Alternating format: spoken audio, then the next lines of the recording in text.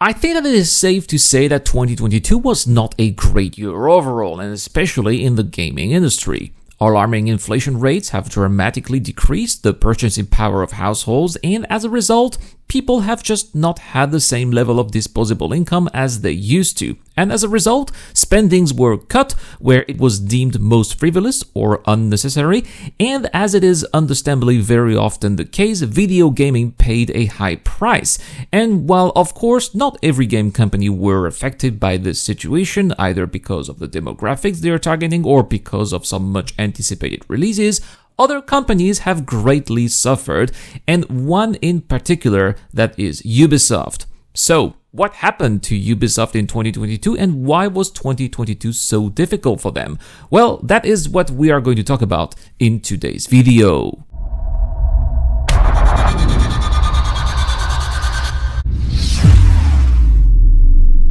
So last week, Yves Guillemot, the CEO of Ubisoft, held a shareholders meeting where it was revealed that the company had suffered a loss of a whopping $500 million over the past year, falling way behind their yearly objective of a profit growth of 10%.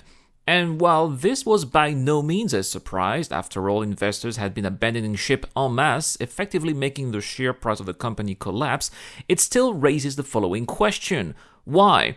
What happened last year that made Ubisoft's situation so dire? So much so that the CEO himself urged his employees to work harder to help making the company profitable again? Well, I think the answer lies in four main points. Poor releases, an aging and unattractive roster, major delays, and several major titles in production far from being revealed. First, let's talk about poor releases. Now, believe it or not, 2022's biggest prospect for Ubisoft for that year was actually a game made mostly for children, mario+rabbids Sparks of Hope. Now, normally, a game like that would be a major milestone for any publisher, but sales were reported to have been disappointing, and this is mainly due to what I explained in the introduction. Disposable income is not what it used to be anymore, and given the length of the development cycle of a game, even for a company like Ubisoft, one could assume that it was planned and funded before the pandemic had even started, and this could explain why it was hoped to become a major hit. Unfortunately, children don't usually buy games with their own money, and so mario+rabbids Sparks of Hopes ended up being on the family's list of low priorities. Low sales adding to the pricey licensing fees for Mario from Nintendo, and you can easily imagine how much money Ubisoft lost over the title. The other catastrophe in 2022 for Ubisoft was Rocksmith Plus. Now, for those who don't know, Rocksmith is a musical game that lets you use a real instrument when you play music. It's really cool, and I featured it a few times on the channel. You'll find the links in the description down below. Rocksmith released two games, Rocksmith and Rocksmith 2014, which they remastered 2 years later in 2016. After that, the title lived on thanks to its countless DLCs that Ubisoft was charging for extra music. And while it did end up costing quite a bit to build a collection of awesome tracks, it was possible to buy titles from pretty much any of your favorite bands, and many of us were having an absolute blast. However, instead of renewing the experience with a third game and an updated roster of tracks, Ubisoft decided to develop a more inclusive version of Rocksmith called Rocksmith Plus, which you can only acquire if you pay for a monthly subscription.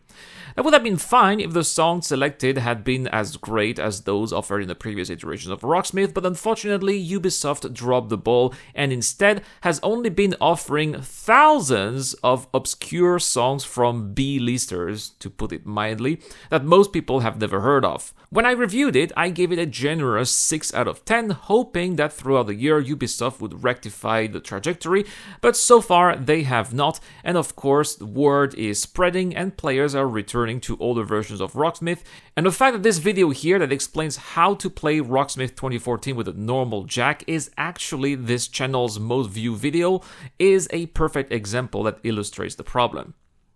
The other problem that Ubisoft is facing is that the company's roster is aging and, dare I say, is also quite unattractive, which definitely has an impact on global sales as well.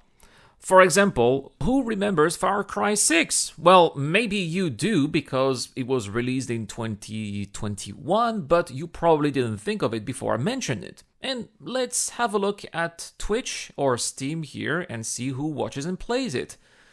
How about racing games? Well, they got The Crew 2, which came out in 2018, so a couple of years ago, but nobody plays that anymore. And that's perhaps because it's not a very good game either, with graphics that were outdated at launch and a mediocre driving experience. I was myself not very convinced when I tried it for free, as I found the experience quite boring due to how poorly it was delivered. Now, how about strategy games? Well, the Anno series is not doing much better, still featuring some gameplay from over a decade ago, if not more, and technically they are being taken over by some very good indie games like Father's Frontier or Minor Lords, which offer a better immersive experience and also have curved roads. Come on, Ubisoft, it's 2023 now, you've got to give us curved roads in your settlement building games. I would say that Ubisoft has perhaps one franchise that has kept them afloat, and that is Assassin's Creed. But even their crown jewel seems to be in jeopardy, as they've been trying to cater to the Chinese market at a time when the central government is waging a war on video gaming, calling it the opium of the minds. And then there are the delays. In 2022, Ubisoft was planning to release Avatar, Frontiers of Pandora, Skull and Bones, and we were also hoping to hear from Beyond Good and Evil 2. None of that ever happened. Worst of all, it appeared that Skull and Bones, a game that they've been working on for almost a decade now, failed to get the momentum that the studio had hoped it would gain when they communicated about it last year due to questionable communication choices and a lack of proper dedicated spokespeople, which is very bizarre for a company like Ubisoft. I mean, listen to this. The vultures are circling.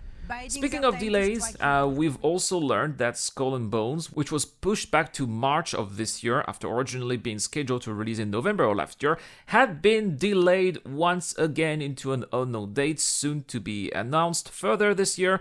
And quite frankly, given how many times this game has been delayed, it's a miracle that it has not become a meme at this point. Unless that is because players, just like the rest of the Ubisoft roster, don't care about it so much anymore, and given Ubisoft's difficulty to generate hype around their titles, it wouldn't be surprising.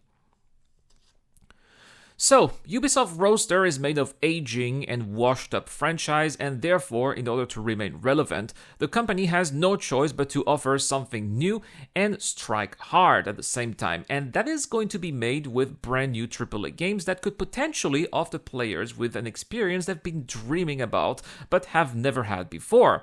In other words, Ubisoft has had no other choice but to take risks, and the problem with risks is that you can't know until it's too late whether or not they are going to pay off or not. We know that Skull and Bones and Beyond Good and Evil 2 and Avatar, Frontiers of Pandora are three very ambitious titles that brought the company its fair share of headaches. But there is a fourth title we know of, and that is the Star Wars open world MMO that they are developing as well, that is said to be No Man's Sky but in a Star Wars universe where players can freely explore between worlds, and anyone who follows the development of these kind of games know how hard they are to make, and there is no doubt that Ubisoft will spend a lot of money developing this one as well.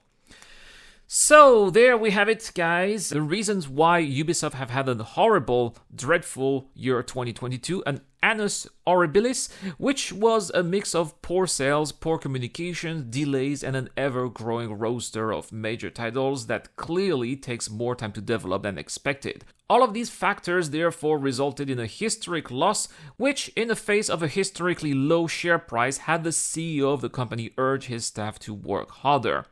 On a quick glance, this situation seems dire, but financial analysts deem the share a bargain and recommend buying. Will 2023 prove them right? Well, subscribe to the channel to find out, because we will for sure keep you informed.